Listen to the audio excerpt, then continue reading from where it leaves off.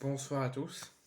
Que peut-on faire face à une forte offensivité, un fort caractère de Monaco, avec des joueurs talentueux, que ce soit des jeunes ou des joueurs ayant l'expérience du football, quand l'OM est en train de faire ne peut plus sur les 5-6 dernières minutes, ne tente plus rien, perd beaucoup de ballons et laisse Monaco faire des occasions, on ne peut pas rivaliser avec Monaco et on ne peut pas rivaliser à faire au moins un point sur ce match. Donc on va revenir sur les ratés de Gennaro Gattuso ce soir face à Monaco et sur la défaite de l'Olympique de Marseille. On va d'abord parler de la composition mise par Adi Hutter et Gennaro Gattuso. Donc côté Monaco, 3-4-1-2. Coin au but, Singo, Maripan, Mangassa défense à 3. Vanderson et Jacobs en piston. Fofana, Zakaria au milieu. Andis Akliouche et Ben Yedder Balogun en attaque. Côté OM, donc Gennaro Gattuso nous met Paolo Lopez au but. Première titularisation de Murillo qui fait ses premières minutes à l'OM. Klos à droite, puisque Lodi était blessé, avait reçu une petite gêne musculaire et l'OM ne voulait pas prendre de risque et ne l'a pas pris pour ce match.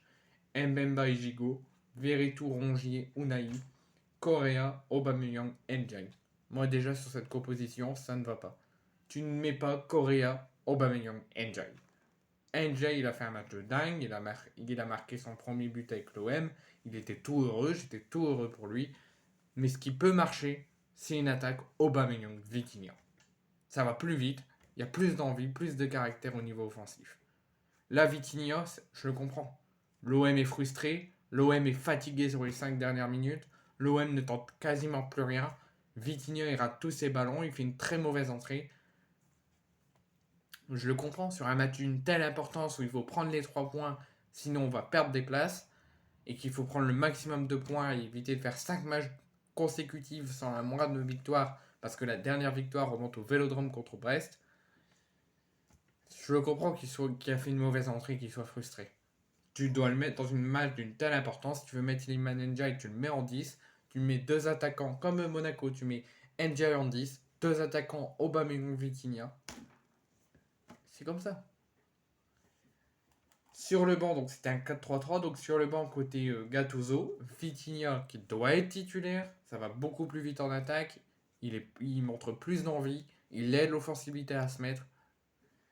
Aminarit, Ismail Yassar, Balerdi, Bamomeite, François-Régis Mouret, le jeune Tika du centre de formation, Bilal Nadir et Ruben Branco. Côté Hutter, Camara, Matazo, Boadou, Diata, Macheki, Matsima, Diop, Cartellier et Tleleke. Donc, l'OM n'est pas au niveau de l'attaque monégasque. 0 septembre noir pour l'OM. 0 victoire sur les 5 derniers matchs, toutes compétitions confondues.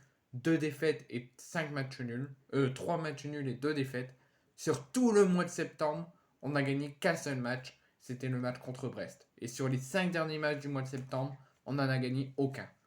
Oui, il y a eu cette histoire avec les supporters, cette grosse tension au sein du club, c'est ce changement au bout de 7 matchs de coach, mais c'est pas une raison.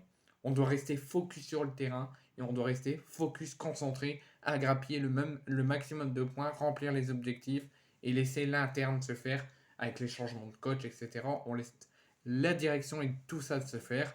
On s'en occupe pas et on reste uniquement concentré sur le football et sur le terrain. Et on n'aurait pas fait 0 victoire sur les 5 derniers matchs. Donc, si l'OM avait joué comme ça contre Nantes où on a fait un partout, contre Metz où on a fait un partout également, si l'OM avait joué comme la première période que l'OM a fait là, si l'OM l'aurait mis en match complet contre Nantes et contre Metz, on aurait gagné. Mais aujourd'hui, le talent offensif de Monaco a parlé, malgré une belle performance de l'OM. L'OM a fait un beau match sur la première période en tout cas, donc ça a été un petit peu plus fatigué, plus complexe en deuxième.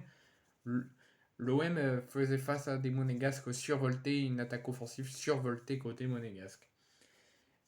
L'OM, on a surtout fait face, surtout en fin de deuxième mi-temps, dans les 10 dernières minutes, à un OM très fatigué sur la fin, avec l'envie, des tentatives d'envie de revenir, mais pas les moyens du tout de revenir. Beaucoup de talent, surtout côté monégasque, beaucoup de talent offensif monégasque, beaucoup de talent côté aussi OM et beaucoup de buts. Les débuts de Gattuso sur la première période sont parfaits. L'OM fait une excellente entame, mais au final, les débuts de Gattuso sont totalement ratés.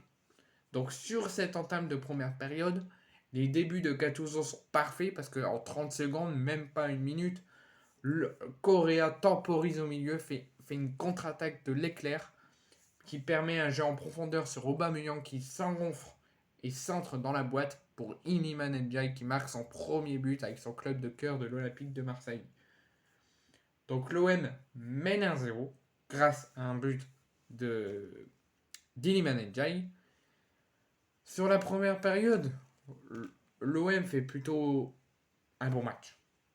L'OM tente des occasions, l'OM tente de se montrer, tente des centres, tente beaucoup d'attaques offensives. Monaco tente aussi des choses, mais l'OM les bouscule fortement sur la première période. Mais sur la deuxième période, quand on veut gagner un match d'une telle importance, on ne peut pas faire une performance aussi nullissime. Première période, on démarre bien, on engouffre les Monégasques, on tente des tentatives, on est déjà très bon offensivement. Défensivement, c'est encore difficile, mais ça s'installe un peu. Monaco tente aussi des choses, mais on est bon en défense. Donc on ouvre le score assez rapidement. Mais ensuite, au fur et à mesure, l'offensivité, le milieu de terrain reste compact, reste concentré, mais la défensif est totalement à l'ouest, avec un Paolo Lopez totalement pas concentré du tout, beaucoup d'erreurs surtout en deuxième période, et c'est sur le fait qu'on encaisse ces 2 premiers buts en première période. Mais pourquoi je dis que l'OM a été très fébrile en défense,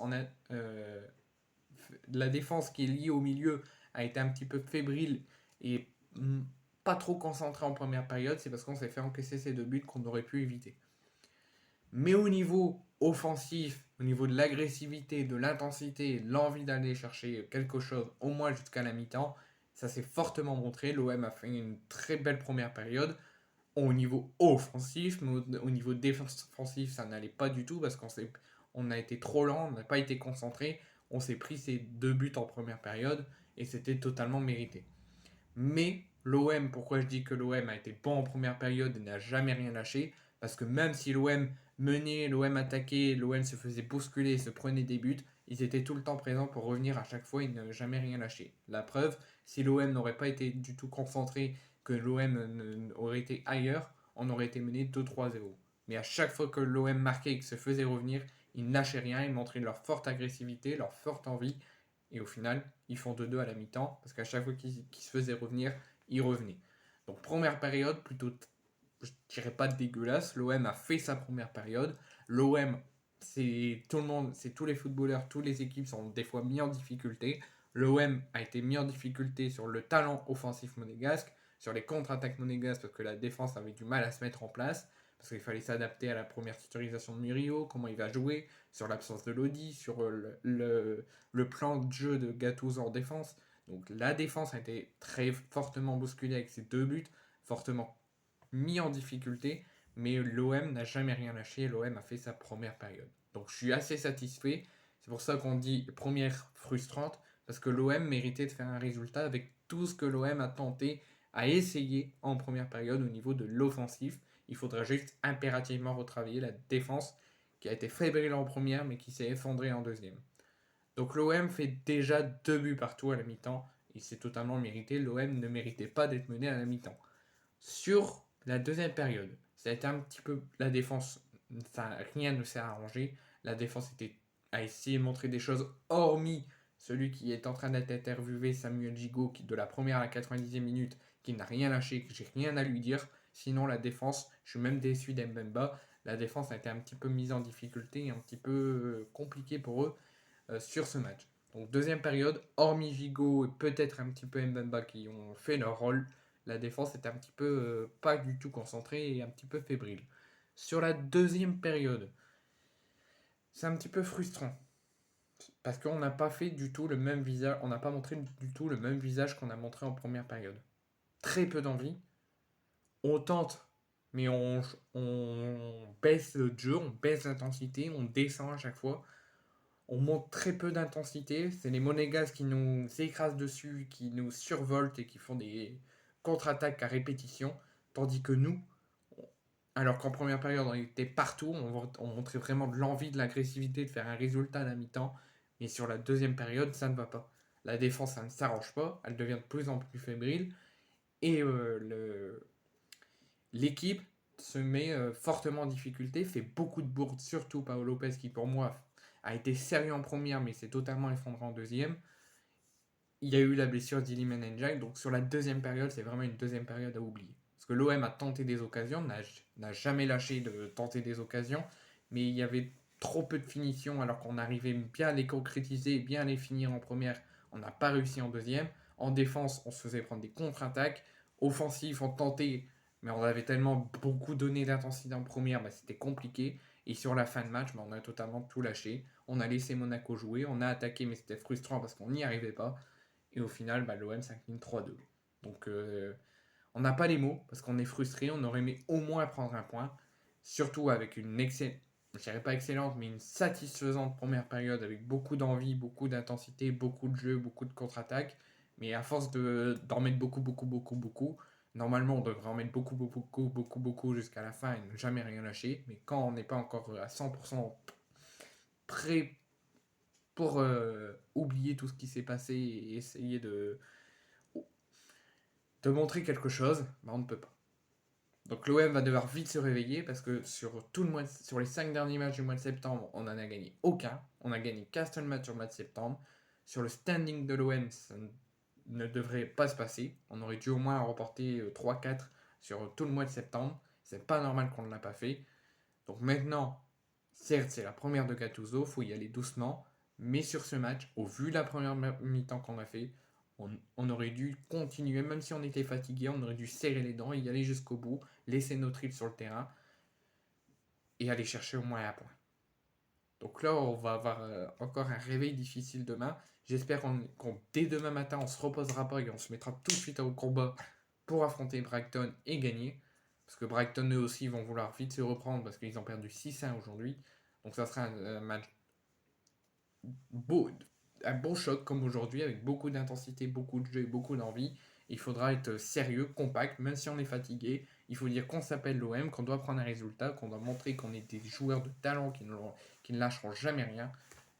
Et on reste compact jusqu'au bout et on gagne ce match face à Brighton pour se relancer.